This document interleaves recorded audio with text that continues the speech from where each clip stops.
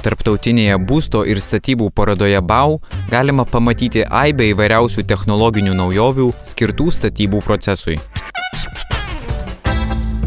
Tačiau taip pat buvo smagu sužinoti, kad kasdieniam gyvenimui skirti elektroniniai namų prietaisai taip pat žengia koja kojon su besiplečiančiomis galimybėmis. Vienas dažniausiai girdėtų terminų – 3 raidžių junginys KNX. KNX – tai tarptautinis protingų namų standartas, sukurtas siekiant tarpusavėje suderinti įvairius išmanius prietaisus ir jų valdiklius. Didžiausias tokių valdiklių privalumas – lankstumas. Parodos metu išbandėme, kaip vieno liečiamo ekrano pagalba galime stebėti ir valdyti visuose namuose esančius patogumus – patalpų temperatūrą, foninę muziką, apšvietimą ar žaliuzes.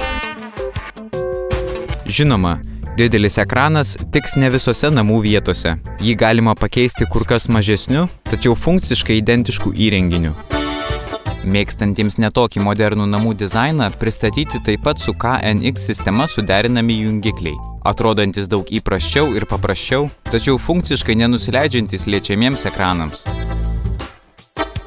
Be abejo, dizaino klausimas labai aktualus, juk įvairūs valdikliai ir jungikliai netgi lauke esančios telefonspinės turėtų nerėžti akies, derėti su interjeru. Pasišnekėti apie dizainą trumpam grįžkime į Lietuvą. Serijos 3 iš natūralaus žalvario. Čia yra iš tikrųjų tikras žalvaris, kuris yra skirtingais metodais, 3 atspalvių mes matom, apdorotas.